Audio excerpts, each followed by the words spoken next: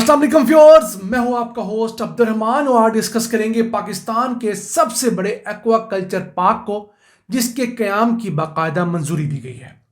3 अरब रुपए की लागत से सूबा सिंध के ज़िले ठट्ठा के साहिल पर यह बनाया जाएगा। याद रहे, इस वक्त दुनिया भर में सी फूड एक्सपोर्ट करने की मार्केट तकरीबन 200 अरब डॉलर्स की है।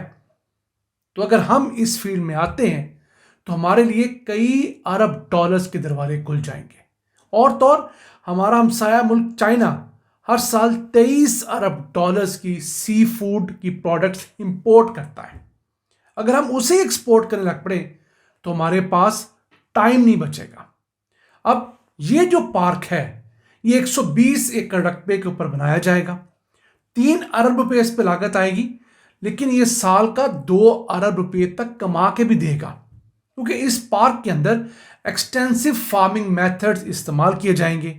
थोड़ी जगह पर ज़्यादा मछलियाँ, ज़्यादा झींगे, ज़्यादा लॉबस्टर, ज़्यादा क्रैब्स जो पाले जाते हैं उस टेक्निक को इस्तेमाल किया जाएगा। पाकिस्तान में आहिस्ता आहिस्ता एक्वाकल्चर की प्रोडक्शन बढ़ रही है। सन 2000 के अंदर हमारे यहाँ जो पैदावार थी वो सिर्फ 12,500 टन थी और अब 2025 के अंदर ये बढ़कर 1,65,000 टन हो गई है और 2030 तक ये 2,20,000 टन हो जाएगी। लोग इतनी बड़ी तादाद के अंदर इस तरफ आ रहे हैं और 2030 तक एक्सपेक्टेड ये है कि मुल्क के अंदर मछली जो खाते हैं हम लोग, उसकी जो डिमांड है वो भी 3 गुना तक बढ़ जाएगी। अब सूबा सिंध की जो साहिली पट्टी है 350 किलोमीटर तवील है। इसके साथ साथ अगर बलूचिस्तान की डाली जाए तो टोटल हमारा साहिल समंदर 1050 किलोमीटर का है और दुनिया के अंदर अब समंदर में ही फार्मिंग हो रही है। बड़े बड़े केजेस डाल दिए जाते हैं और उन केजेस के अंदर या श्रिम्प डाल दिया जाता है या क्रैब या मछली डाल दी जाती है। समंदर के पानी से ही उनको जो पानी की ज़रूरियात है पूरी हो जाती हैं। आपको एक्स्ट्रा ज़मीन भी नहीं खरीदनी पड़ती और ऊपर सिर्फ आपको फूड देनी पड़ती है, नज़र रखनी पड़ती है और आपको बहुत कम खर्चे में अच्छी खासी पैदावार मिल जाती है। पाकिस्तान की हमारी जो सी फूड के एक्सपोर्ट्स हैं वो 500 मिलियन डॉलर से भी कम की हैं। हालांकि हमें कम से कम 5 बिलियन डॉलर्स की सी फूड एक्सपोर्ट्स करनी चाहिए। हमारे हमसाये में जो इंडिया है वो सिर्फ झींगे की एक्सपोर्ट 4 अरब डॉलर से ज़्यादा की करता है, बाकी चीज़ें तो उसके अलावा है। और झींगे की जो आलमी एक्सपोर्ट्स हैं वो कमोबेश 40 अरब डॉलर्स की हैं। साउथ अमेरिका का छोटा सा मुल्क इक्वाडोर है, उसकी झींगे की एक्सपोर्ट्स 7 अरब डॉलर्स की हैं। हम अब जाकर झींगा फार्मिंग की तरफ आ रहे हैं। पंजाब में इसका ट्रेंड शुरू हुआ है, उस पर हम इंशाल्लाह एक मज़ीद तफसीली वीडियो बनाएंगे कि किस तरह जो पंजाब में और स्पेशली जनूबी पंजाब में वो किसान जिनके रकबे सेम थोड़ की वजह से ख़राब हो गए हैं, जहाँ पर अब फसलें काश्त नहीं हो सकती, वो झींगा फार्मिंग से लाखों रुपए कमा रहे हैं और मज़ीद भी कमा सकते हैं। वापस आते हैं आज के टॉपिक की तरफ। तो ये जो एक्वा कल्चर पार्क है ये वफाकी हुकूमत इसको फंड कर रही है। सूबा सिंध जो है उसमें ऑब्वियसली अपनी ज़मीन और दीगर चीज़ें जो है वो ऐड ऑन करेगा और मकसद यही है कि पाकिस्तान के अंदर नौकरियां क्रिएट हों, यहाँ से एक्सपोर्ट्स बढ़ें और इस एक्वाकल्चर पार्क में पब्लिक प्राइवेट पार्टनरशिप के तहत मज़ीद इन्वेस्टमेंट भी आए। इसको देखने के बाद मज़ीद लोग इन्वेस्टमेंट करेंगे और फिर एक मल्टीप्लाइंग इफेक्ट होता जाएगा। अब कहने को तो ये 120 एकड़ का फार्म होगा, लेकिन इसके अंदर 1200 टन तक सालाना सी फूड पैदा किया जाएगा, जिसकी मालियत इब्तदा में 7 लाख डॉलर की होगी। आहिस्ता आहिस्ता ये 7 मिलियन डॉलर से क्रॉस कर जाएगी, यानी कि एक साल के अंदर 2 अरब रुपए तक की समंदरी हयात हम यहाँ पर पाल के आलमी मंडी में बेच सकेंगे और फिर अपने लिए हम अच्छा खासा ज़र मुबादला भी कमा सकेंगे। इसके साथ साथ इस एक्वाकल्चर पार्क के लिए हमें इंटरनेशनल एक्सपोर्ट लिंकेजेस का भी मौका मिलेगा। जब आप टेक्निकल तरीके से, प्रोफेशनल तरीके से काम करते हैं तो दुनिया भर में आप जाकर दिखा सकते हैं कि देखिए हमारा ये इंटीग्रेटेड इकोसिस्टम है। इसके अंदर हम हर चीज़ जो है हिफ्ज़ाने सेहत के उसूलों के मुताबिक कर रहे हैं।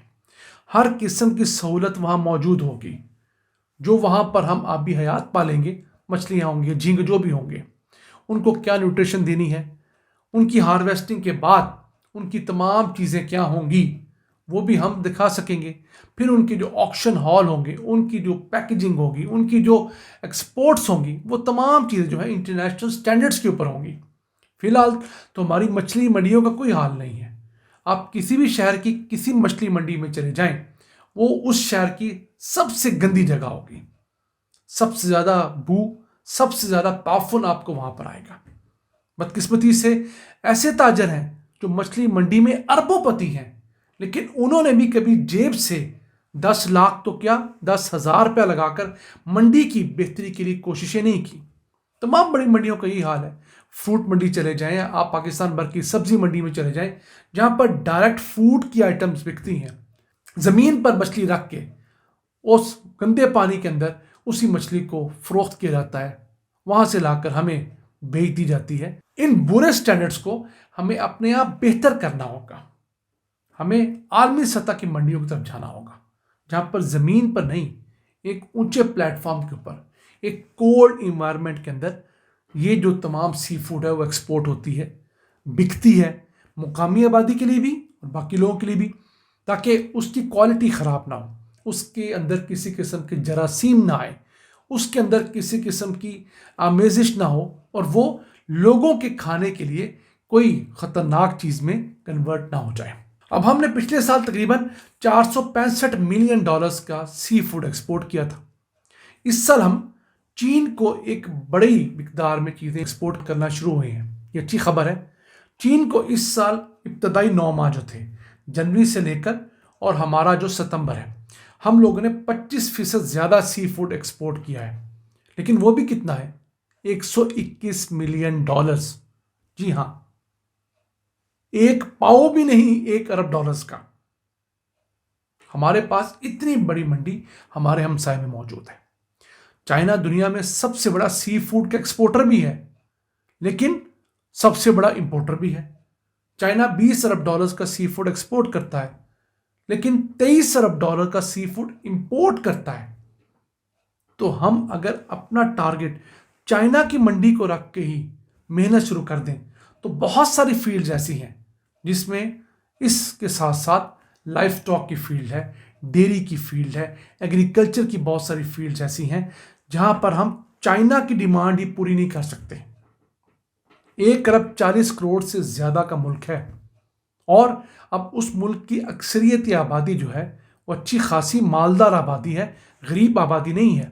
इंडिया के बारे में डिबेट हो सकती है कि वो हमारी तरह के गरीब आबादी वाले मुल्क हैं, कि वहाँ भी हमारी तरह गुर्बत बहुत ज़्यादा है, लेकिन चाइना ने अपने यहाँ आबादी के बड़े हिस्से को गुर्बत की लकीर से ऊपर उठा दिया है।